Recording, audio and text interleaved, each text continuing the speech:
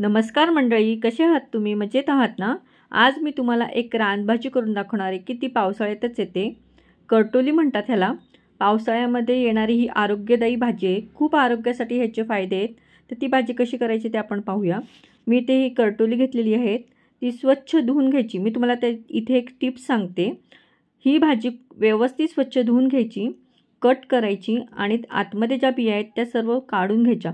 कारण त्या बिया खूप कडक असतात आणि ते खाल्ल्यावरती भाजी चांगली नाही लागत. त्याच्यामुळे व्यवस्थित त्या बिया सर्व साफ करून घ्यायच्या आणि ह्या पद्धतीने तुम्ही कट करून घ्या. पातळ पातळ कट करायचे आहेत, त्यामुळे भाजी लवकर शिजते आणि खाण्यासाठी पण खूप छान लागते. आता तुम्ही इथे पहा की मी सर्व भाजी ही कट करून घेतलेली आहे आणि ह्या पद्धतीनेच पातळ पातळ काप केलेले आहेत. करटोलीची भाजी ही आरोग्यदायी आहे. आरोग्यासाठी खूपच चांगले, रोगप्रतिकारक शक्ती वाढते या भाजीमुळे. आता ह्या भाजीसाठी मी एक मोठ्या आकाराचा कांदा इथे कट करून घेतलेला आहे. मी आता एक पळी तेल कढईमध्ये गरम करत ठेवलेले आहे.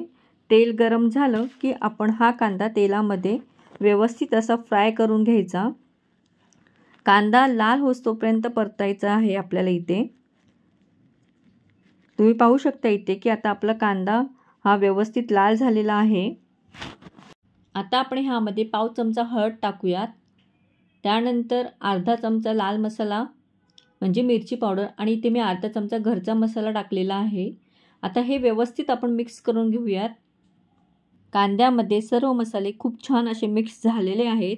आता आपण चिरलेली करटोली ह्यामध्ये मिक्स करून घेऊयात. आता अर्धा चमचा मीठ इथे आपण टाकणार आहोत. चवीप्रमाणे मीठ टाकायचं आहे आणि आपण भाजी ही सर्व व्यवस्थित मिक्स करून घ्यायची.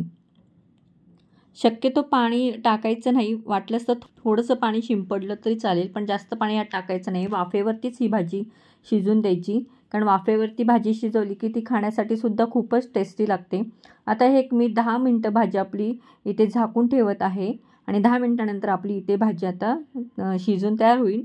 मग आपण पाहूया की आपली भाजी कशी झालेली आहे ती. हे पहा, इथे आता आपली भाजी तयार झालेली आहे. करटोलीची भाजी खाण्यासाठी खूपच छान, रुचकर आणि टेस्टी लागते. पावसाळ्यामध्ये ही भाजी येते, तर नक्की तुम्ही पावसाळ्यामध्ये ही भाजी खात, कारण ह्यामध्ये एवढे औषधी गुणधर्म आहेत ना की आपल्या शरीरातील विषारी घटक बाहेर टाकण्यास पण मदत करते. ही भाजी पोटांच्या विकारावरती सुद्धा गुणकारी आहे.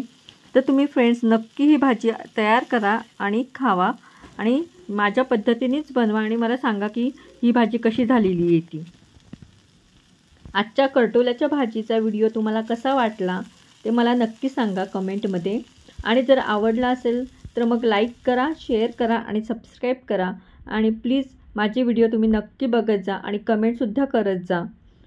तर चला, परत भेटूया अशाच एका नवीन व्हिडिओसोबत. तोपर्यंत मस्त खा आणि स्वस्त राहा. Bye bye.